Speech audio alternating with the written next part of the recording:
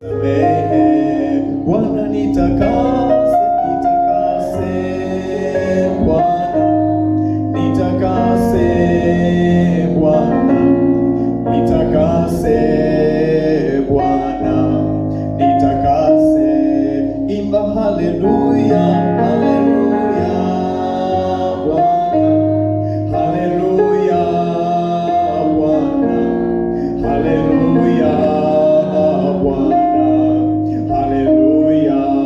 Bwana. Sema nami Bwana, sema nami Bwana, sema nami Bwana, sema nami Bwana, nifundishe Bwana, nifundishe Bwana, nifundishe Bwana, nifundishe Bwana, niongoze Bwana, niongoze Bwana, niongoze Bwana, niongoze. Baba, katika jina la Bwana wetu mpendwa Yesu Kristo, tunaomba wingi wa rehema zako, mfalme wa wafalme, tunaomba utufundishe Bwana, tunaomba ututakase Mwokozi wetu, tunaomba utufinyange kwa neno lako Bwana na Bwana.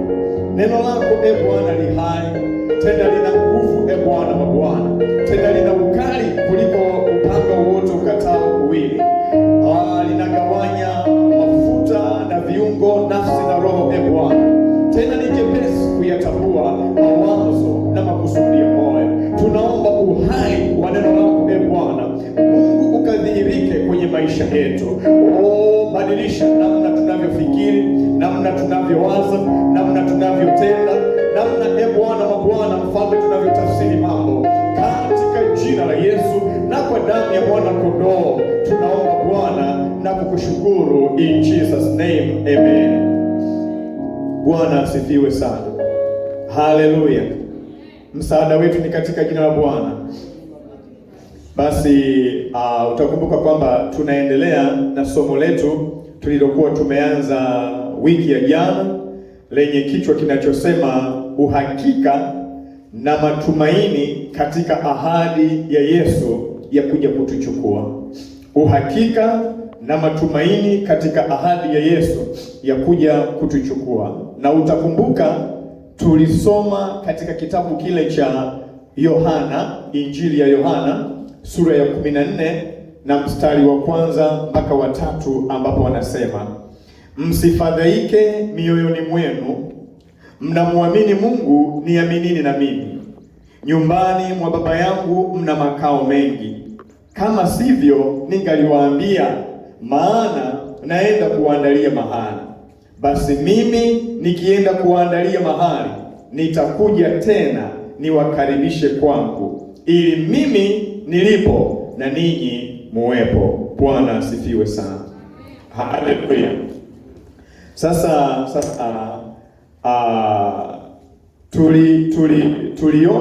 tuliona kama ambavyo nimesema, kichwa hivyo kinachosema kwamba uhakika na matumaini ya ahadi ya Yesu ya kuja kutuchukua. Na nilieleza wiki iliyopita nikasema kwamba Mungu katika utaratibu wake ametengeneza namna ya kuwafanya wale wanaopewa ahadi na Mungu kuwa na uhakika wa kujua kuwa mashauri yake au neno lake au ahadi yake haibadiliki wala haitanguki. Na ndio maana huwa anaweka kiapo. Tukasema ahadi yoyote inathibitishwa kwa kiapo, au inathibitishwa, inapewa uhakika. Wale wanaoahidiwa wanapewa uhakika kwa kiapo. Na nikatoa mfano wa watu wanaooana kwenye ndoa kwamba wao huwa wanapeana viapo, huwa wanaapa kwa sababu ya maagano wanayoyafanya katika ndoa pale, kwamba nitakuwa mwaminifu, nitawaacha wengine wote, nitaambatana na wewe. Kwa sababu hiyo anakula kiapo mbele za Mungu aliye hai. Maana yake anatoa uhakika, anathibitisha kupitia kiapo kwamba yale anayoyasema yatakuwa amina na kweli, yatakuwa hivyo. Bwana asifiwe sana.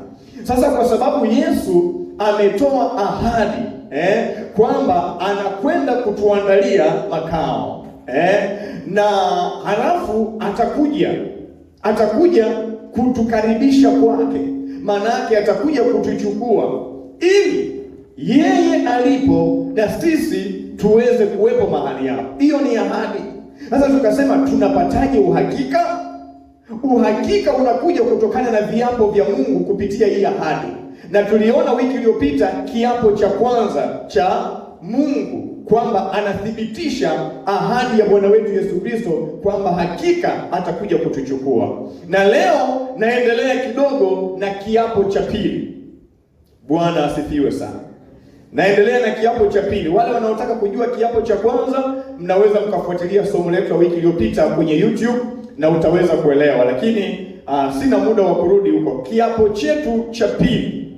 Kiapo cha pili ni uzao wa Ibrahim utakuwa kuhani mkuu kwa mfano wa Melkizedeki milele.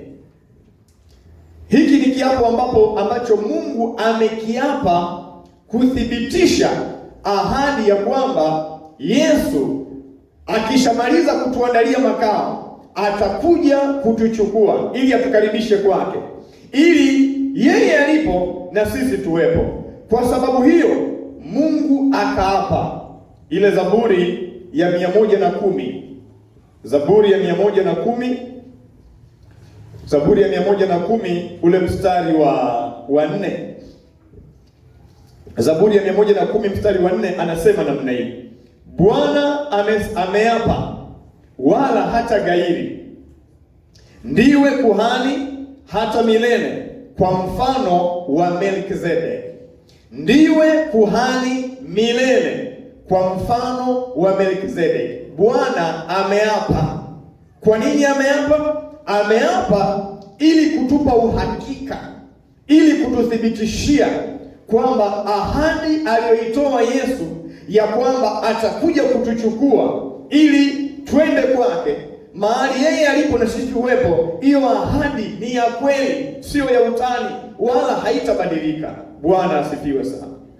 Sasa ujasiri wa Yesu wa kutoa ahadi kuwa anakwenda kutuandalia makao, halafu atakuja kutuchukua ili alipo na sisi tuwepo, unatokana na kiapo cha Mungu kuwa Yesu ni kuhani mkuu milele kwa mfano wa Melkizedeki.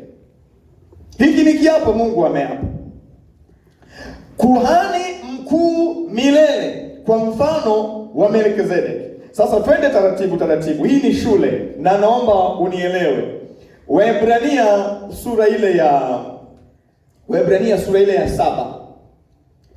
Waebrania sura ile ya 7 na ule mstari wa 22. Waebrania sura ya 7 mstari wa 22 anasema hivi: basi kwa kadiri hii Yesu amekuwa mdhamini wa agano lililo bora zaidi. Tena mstari wa 23, wale waliofanywa makuhani wengi kwa sababu wazuiliwa na mauti wasikae, bali yeye kwa kuwa akaa milele anao ukuhani wake usioondoka, naye kwa sababu hii aweza kuwaokoa kabisa wale wamjiao Mungu kwa yeye, maana yu hai siku zote ili awaombee. Bwana asifiwe sana. Anasema maana wale walifanywa makuhani pasipo kiapo. Hao ni wakina nani? Wakina Haruni. Ukiangalia hiyo sura ya 7 mstari wa 21, mstari wa 21 anasema maana wale walifanywa makuhani pasipo kiapo, bali yeye pamoja na kiapo kwa yeye alimwambia, Bwana ameapa wala hata gairi, wewe ukuhani milele, wewe ukuhani milele. wakina Haruni especially alikuwa kuhani mkuu bila kiapo. Lakini Yesu anafanywa kuwa kuhani mkuu, Biblia inasema kwa kiapo. Iko tofauti kubwa sana. Kwa kiapo anasema, kwa yeye alimwambia, Bwana ameapa wala hata gairi, wewe ukuhani milele. Basi kwa kadiri hii, kwa kiapo hiki, Yesu amekuwa mdhamini wa agano lililo bora. Agano ni kitu chenye ahadi. Kwa hiyo Yesu amekuwa mdhamini wa ahadi iliyo bora katika agano lililo bora. Na ndio maana hata ukiangalia Waebrania sura ya 5 mstari wa 6 anasema, kama asemapo mahali pengine, ndiwe kuhani milele kwa mfano wa Melkizedeki. Nataka unielewe hapo. Ndiyo kuhani milele kwa mfano wa Melkizedeki. Na sura ya 5 mstari wa 4 mpaka wa 6 anasema, heshima ya mtu kuwa kuhani mkuu hajipi mwenyewe, ila anapewa na Mungu, kama alivyopewa Haruni heshima ya kuwa kuhani mkuu. Mtu hajipi mwenyewe, isipokuwa anapewa na Mungu aliye hai. Vivyo hivyo Kristo hakujitukuza nafsi yake, Biblia inasema, ya kufanywa kuhani mkuu. Lakini yeye aliyemwambia, ndiwe mwanangu, mimi leo nimekuzaa, kama asemapo mahali pengine, ndiwe kuhani milele kwa mfano wa Melkizedeki. Tuko pamoja? Iko ni kiapo, hilo ni tamko kwamba Yesu Kristo ni kuhani, sio kwa mfano wa Haruni. Biblia inakataa, ni kwa mfano wa Melkizedeki.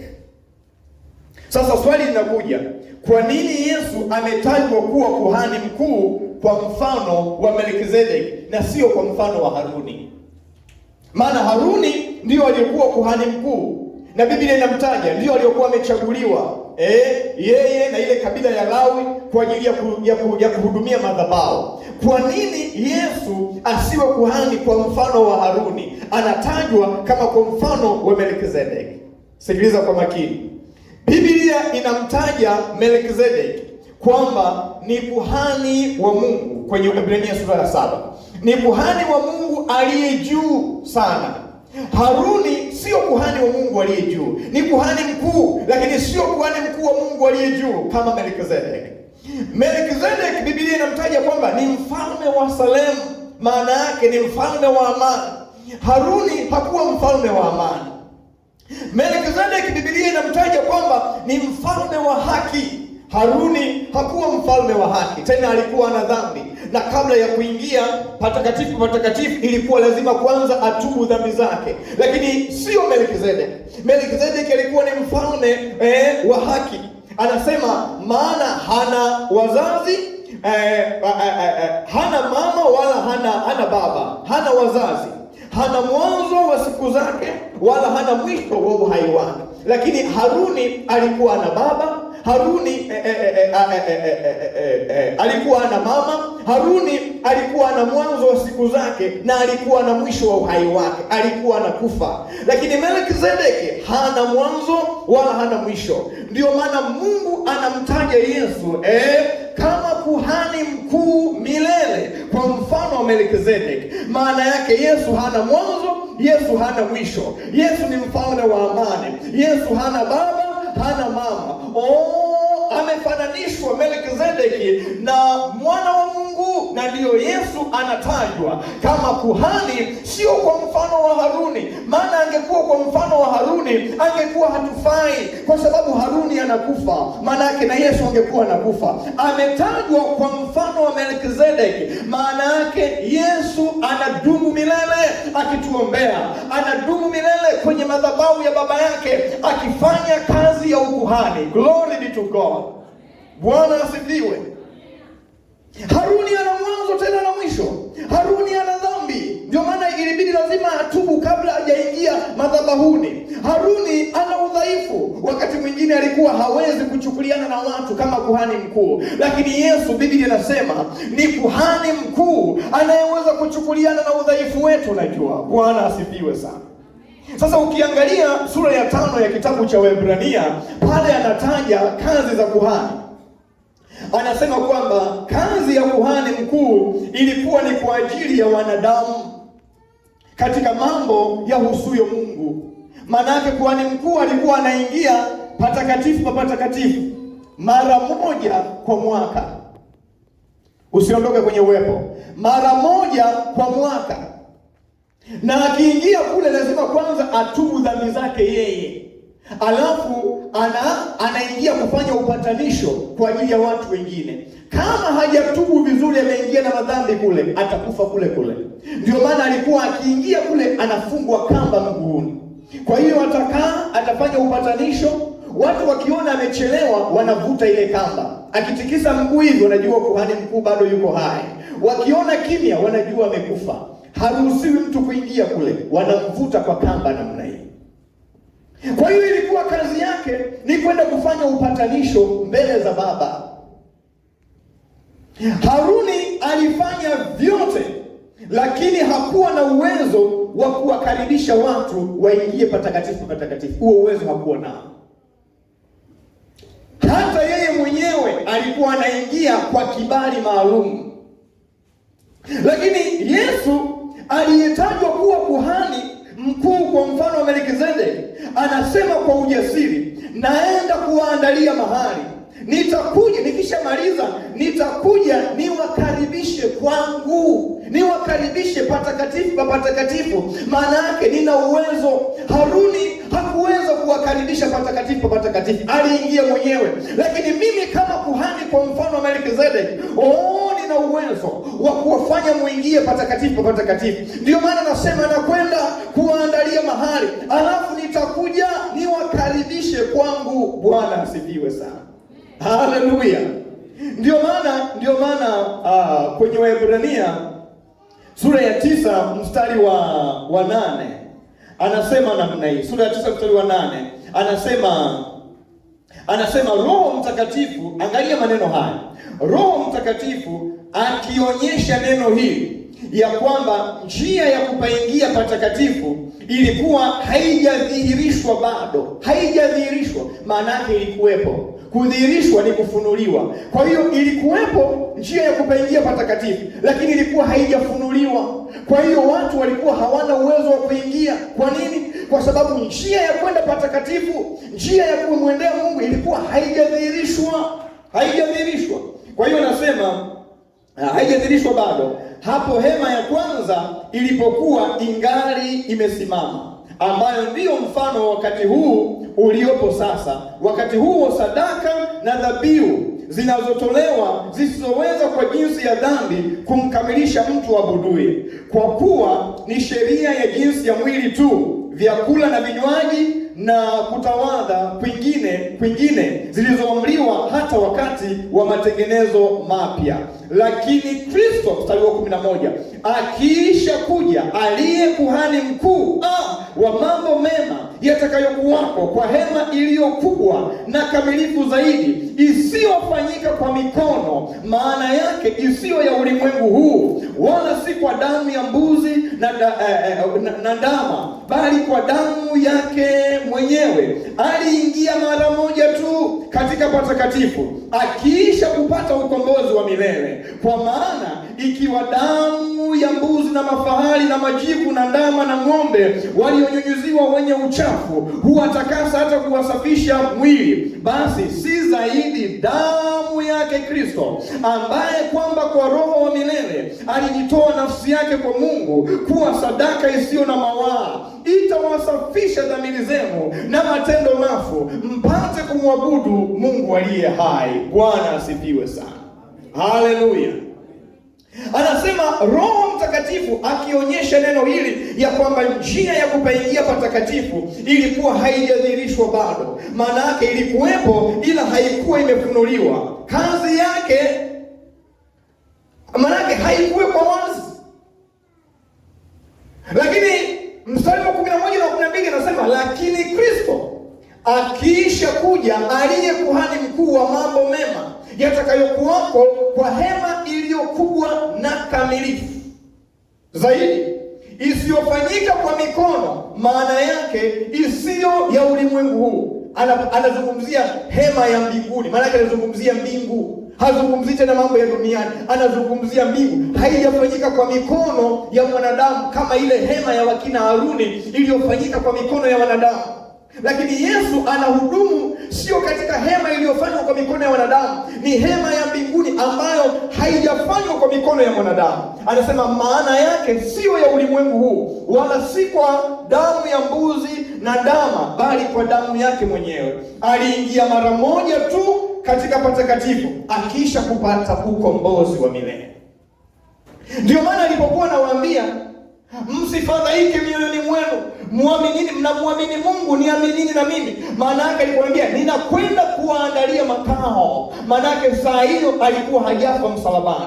Kwa hiyo anawaambia ninakwenda kuwaandalia makao, maana yake ninakwenda kumwaga damu yangu ili kufungua njia ya kuwakaribisha kule mimi ninakokwenda, ya kuwakaribisha nyumbani mwangu. Maana yake njia ilikuwepo, lakini ilikuwa haijadhihirishwa bado. Ndio maana alikuwa anaingia Haruni peke yake. Lakini alipokuja Yesu kama kuhani mkuu kwa mfano wa Melkizedeki, damu yake ikafungua mlango namna hii. Ndio maana anasema nitakuja kuwakaribisha kwangu, mlango umefunguka, ili mimi nilipo na ninyi muwepo. Bwana asifiwe sana.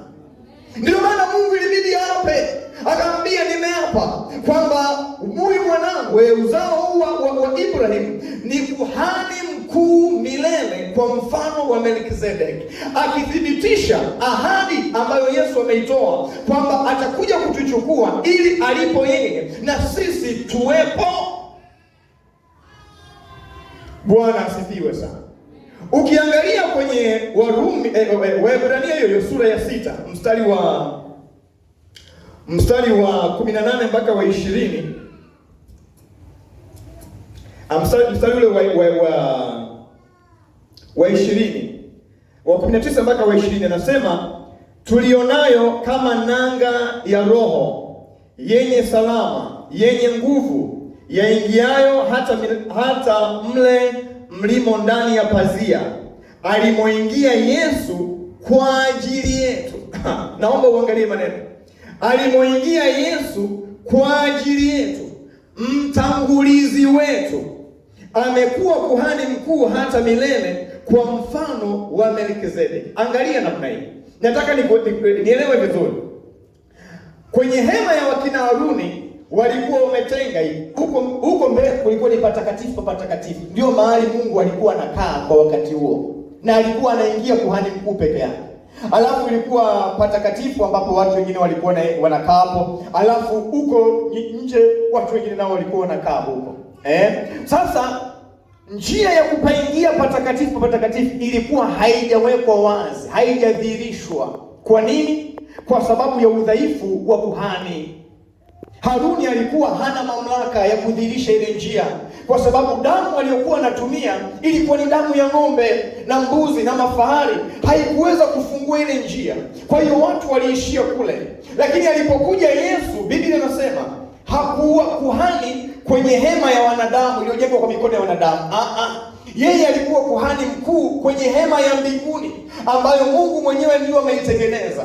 Kwa hiyo akahudumu sio kwa damu ya mbuzi, akahudumu kwa damu ya kwake mwenyewe. Anasema hii ndiyo damu ya agano jipya, ndiyo damu ya upatanisho, ndiyo damu inayofungua malango ya mbinguni, ndiyo damu inayowatengenezea makao, ndiyo damu najua itakayowakaribisha kwangu. Ni damu ya kwake, sio damu ya mbuzi wala ya ng'ombe, ni ya kwake. Anasema pazia lilipopasuka namna hii akatutangulia.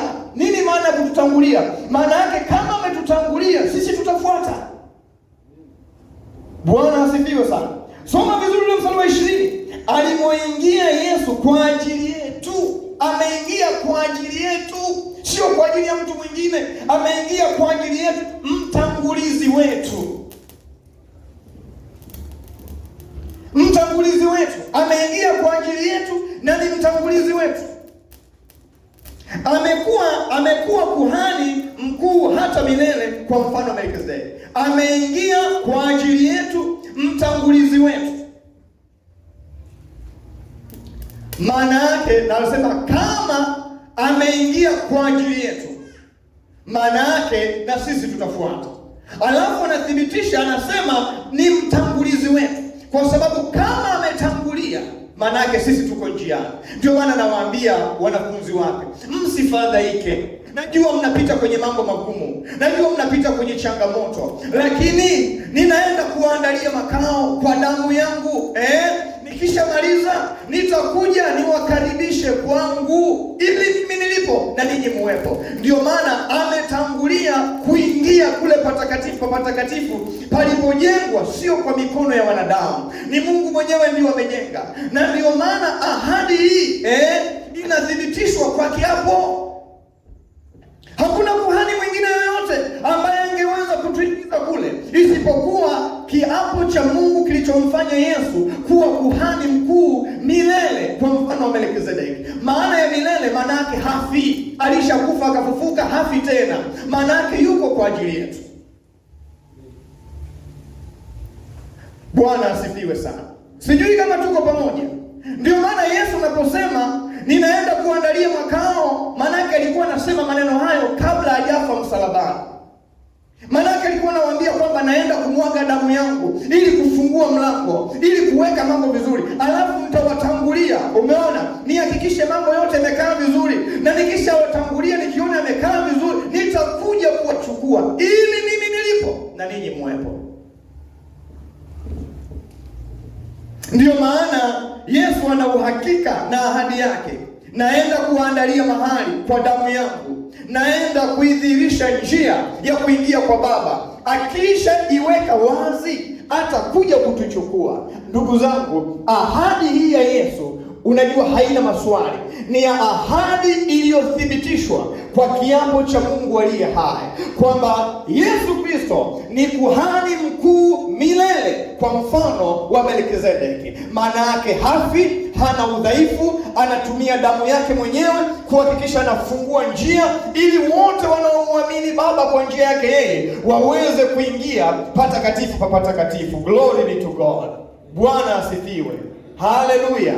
Sina mashaka sasa una uhakika na ahadi ambayo Yesu ameitoa. Sio ahadi ya magumashi, sio ahadi ya magumashi. Kama umemwamini Yesu, hakikisha ya kwamba hii ahadi unaiatamia. Unaiatamia kwamba amesema atakuja ili kutuchukua, kutukaribisha kwake. Alipo yeye na sisi tuwepo. Jambo la pili, sasa hii itakuwa ni la tatu. Yesu ametupa ahadi hii ili kutupa matumaini. Ametupa ahadi hii ili kutupa faraja. Ahadi yoyote huwa inatoa faraja kwa yule aliyeahidiwa. Ahadi yoyote huwa inatoa matumaini kwa yule aliyeahidiwa. Inatoa matumaini.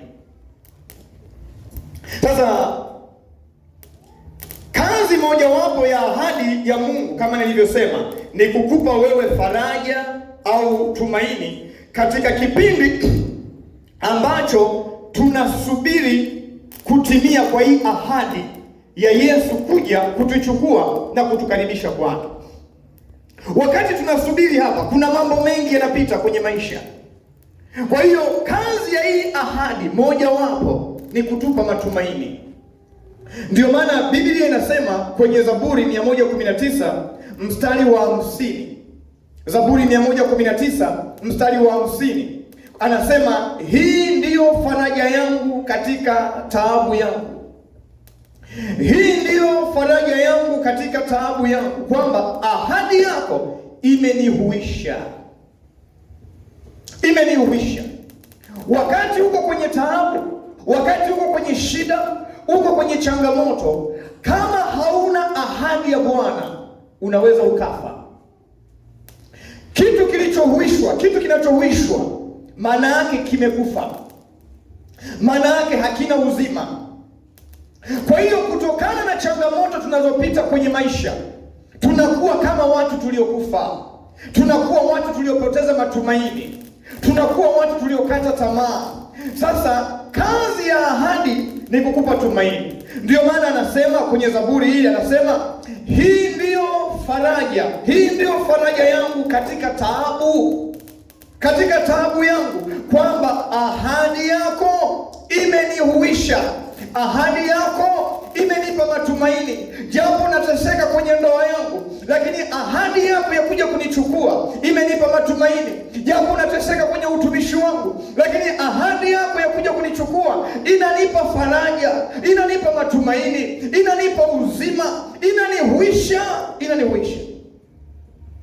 Ndio maana Paulo anawaambia Wathesalonike, ile Wathesalonike wa kwanza sura ya 4 mstari wa 18, walikuwepo watu waliopoteza waume zao, walikuwepo watu waliopoteza wapenzi wao, waliopoteza wazazi wao. Paulo anawaambia farijianeni kwa maneno haya. Maneno gani? Anawaambia kwamba Bwana mwenyewe atakuja siku ya mwisho, parapanda italia na mwaliko wa malaika mkuu.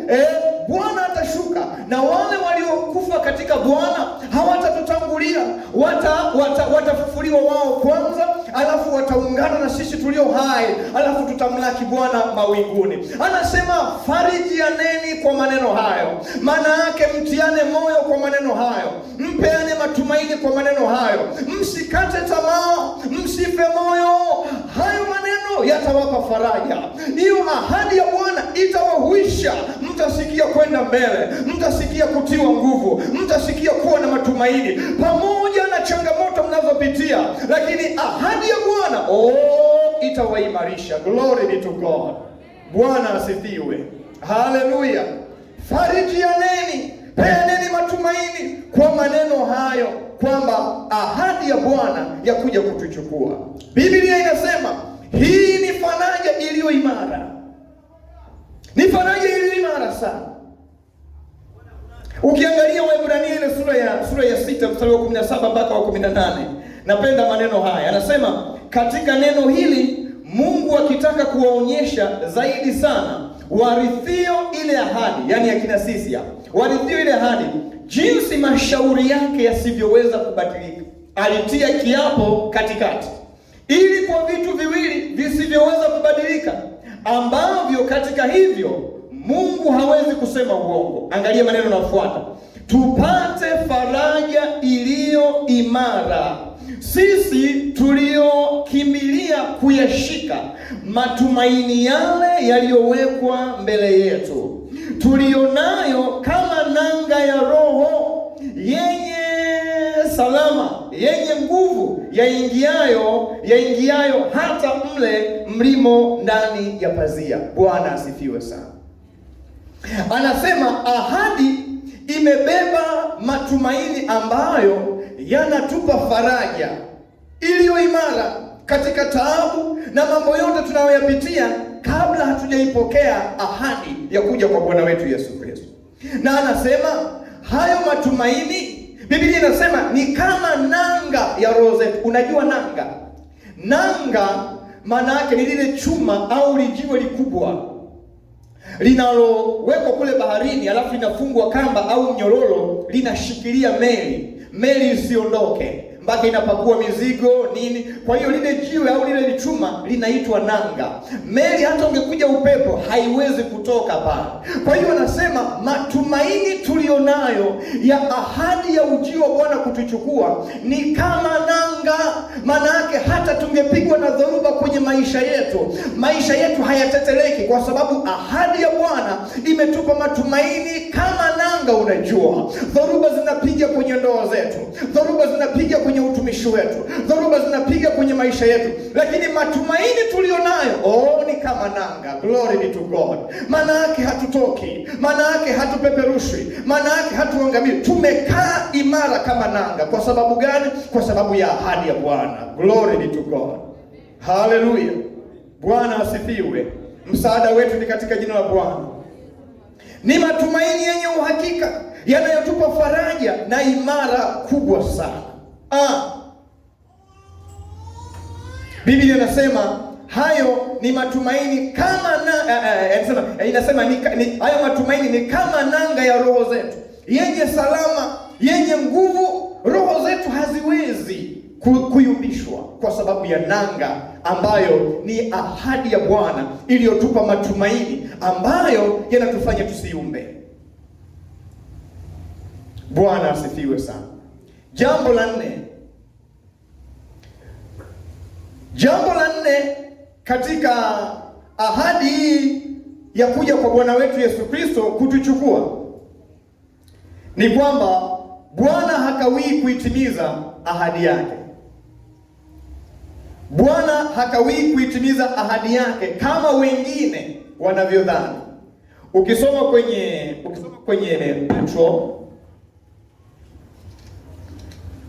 kwenye waraka wa pili wa Petro sura ya 3 na ule mstari wa 3 mpaka wa 5, anasema waraka wa pili wa Petro sura ya 3 mstari wa 3 mpaka wa 5, anasema mkijua kwanza neno hili ya kwamba katika siku za mwisho, angalia hayo maneno muhimu sana, katika siku za mwisho